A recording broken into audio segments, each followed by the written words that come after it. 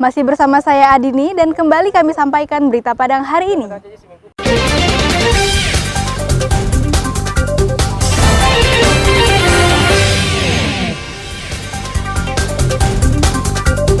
Korem 032 Wirabraja berdayakan Babinsa di setiap daerah untuk olah lahan tidur.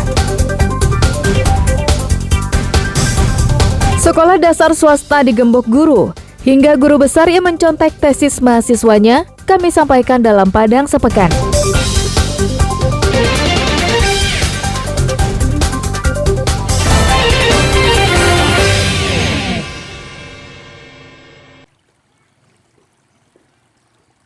Hujan deras yang melanda Padang Pariaman semenjak Rabu petang mengakibatkan ratusan rumah di Kanagarian Manggopoh, Palak Gadang Ulakan, Padang Pariaman direndam banjir.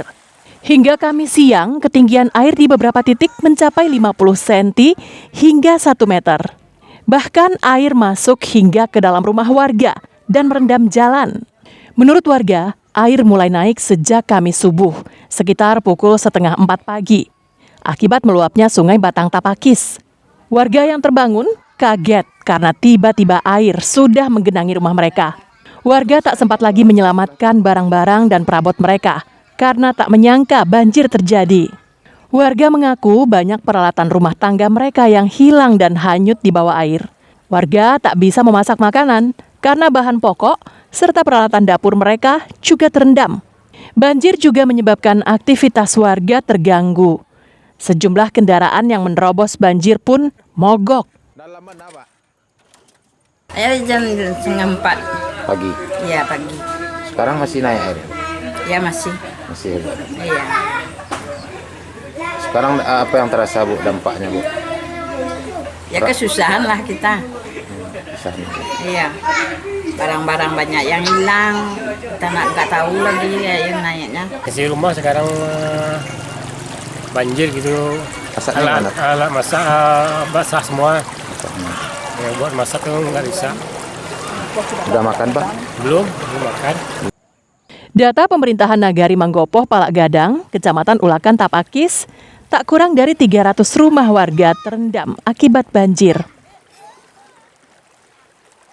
Yang kena musibah banjir ada 4 korong, yaitu dari korong Palak Gadang, Soco Badak, Keramat Jaya, dan Banda Gadang. Diperkirakan rumah yang terendam lebih kurang 300 buah. Banjir terjadi setelah hujan deras melanda sebagian besar wilayah Kabupaten Padang Pariaman hingga hulu sungai. Belum ada laporan kerusakan ataupun korban jiwa akibat banjir. Eki Rafki melaporkan dari Padang Pariaman.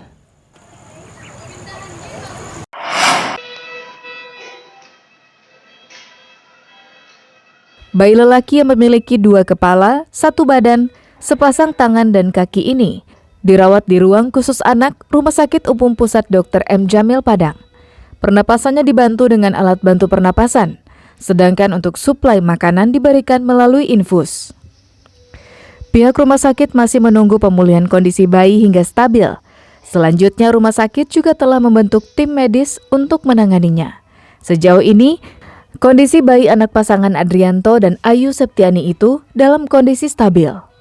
Tim medis yang baru dibentuk RSUP M. Jamil Padang masih dalam tahap diagnosa untuk merumuskan tindakan yang akan dilakukan. Saat ini sih stabil ya, tapi stabil dalam dukungan, dalam support gitu. Artinya untuk pernafasannya dalam bantuan ventilator, kemudian juga nutrisinya melalui parenteral ya, infus. Menurut keterangan pihak keluarga, bayi yang baru berumur 1 hari tersebut merupakan anak ketiga, sedangkan 2 orang kakak bayi tersebut lahir normal dan juga berjenis kelamin laki-laki. Pihak keluarga mengaku pasrah dengan kondisi bayi tersebut dan siap menerima semua risiko yang bakal terjadi. Ya, kata dokter cuman nunggu pemulihan pernapasan lah, Pak. Karena dia sekarang kan cuma pakai alat bantu. Pakai oksigen dua-dua, pakai alat-alat ya jantung juga. Itulah. Jadi kalau bisa pulih ya syukur. Kalau enggak, kita menyerah aja sama Tuhan. Tuhan yang punya kuasa semuanya. Kalau dia ingin meminjamkan, kami terima padanya. Kalau dia ingin ngambil, ya terserah lah pasrah. Bayi itu dilahirkan pada Rabu malam di RSUD Pariaman dengan cara dioperasi dan kemudian dirujuk ke Rumah Sakit M. Jamil Padang.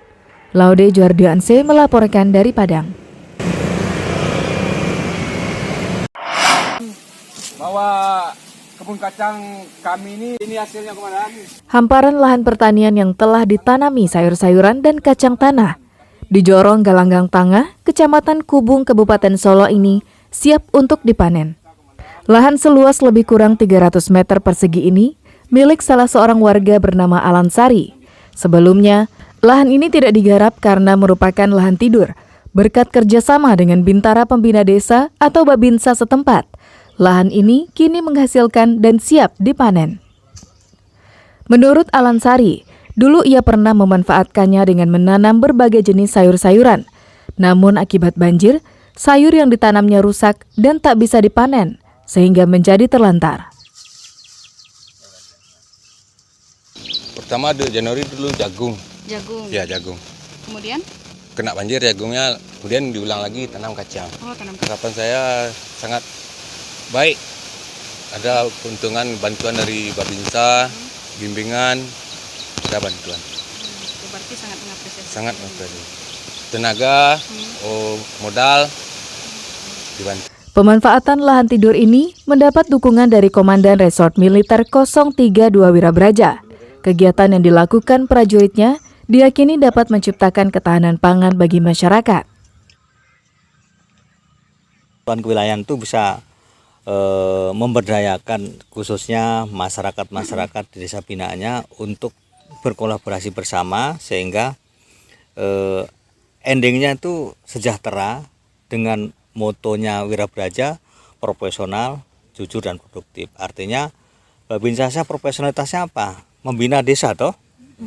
Nah, desa di sini banyak orang petani, yang dibina kan pasti warga pertanian.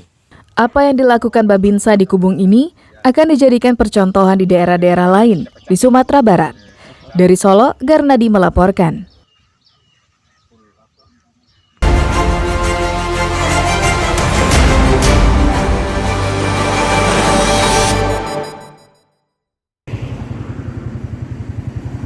Pagar sebuah SD swasta di Bukit Tinggi digembok oleh orang tak dikenal. Akibatnya proses belajar dan mengajar tak bisa dilakukan. Murid yang terlanjur datang terpaksa pulang. Orang tua murid protes dengan pengelola yayasan sekolah tersebut. Pasalnya, mereka telah membayar mahal untuk pendidikan anaknya. Namun fakta di lapangan, pengelola yayasan tak bisa mengurus sekolah dengan baik, sehingga anak-anak mereka tak bersekolah pada hari itu. Untuk mengantisipasi hal yang tak diinginkan, polisi berjaga di sekitar sekolah. Informasi yang beredar, aksi ini merupakan buntut dari perseteruan guru dan pengelola yayasan.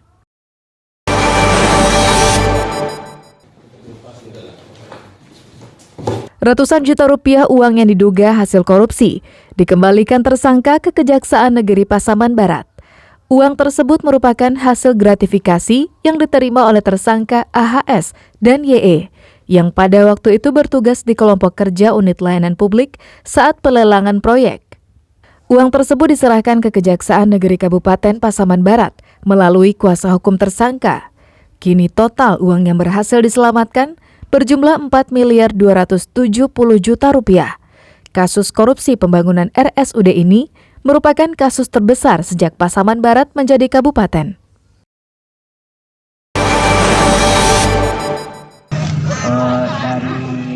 Puluhan warga Nagari Muaro Paneh, Kabupaten Solo, mendatangi kantor Wali Nagari setempat. Mereka mendesak Wali Nagari mundur dari jabatannya. Menurut warga, Wali Nagari dinilai tak lagi peduli dengan masyarakatnya. Banyak program pembangunan nagari yang terabaikan, serta tidak sejalan dengan Bupati.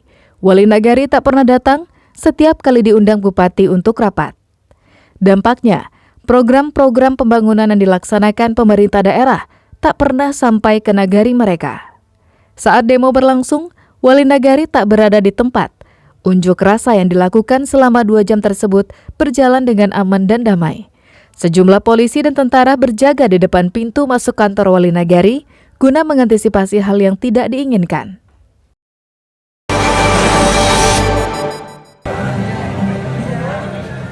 Ribuan pengemudi ojek daring, ojek pangkalan, sopir taksi daring, dan warga miskin Kota Padang menerima bantuan dampak kenaikan harga bahan bakar minyak yang diberikan oleh Kapolda. Polda menyediakan 2 tempat pembagian, yaitu di sisi utara dan selatan halaman Mapolda Sumatera Barat. Paket sembako yang dibagikan berupa beras, mie instan, minyak goreng, dan gula pasir. Bantuan ini merupakan kerjasama Polda Sumbar dengan salah satu komunitas sosial di Padang. Selain di Mapolda, ribuan paket lainnya juga dibagikan di Polres Tanah Datar, Darmasraya, Bukit Tinggi, Payakumbuh, dan Polres 50 Kota.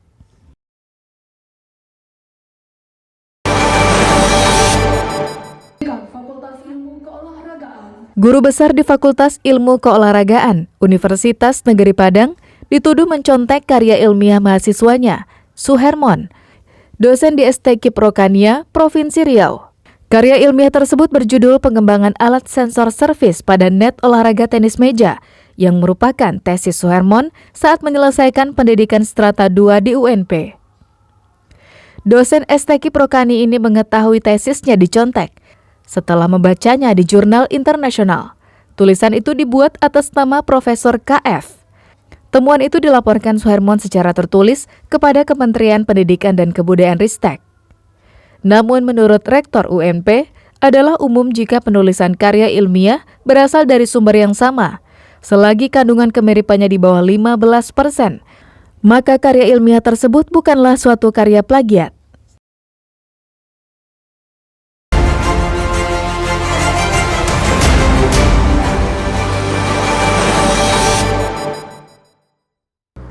Pemirsa, demikianlah perjumpaan kita dalam Berita Padang hari ini. Saya Adini dan tim redaksi yang bertugas pamit undur diri. Selamat beraktivitas dan sampai jumpa.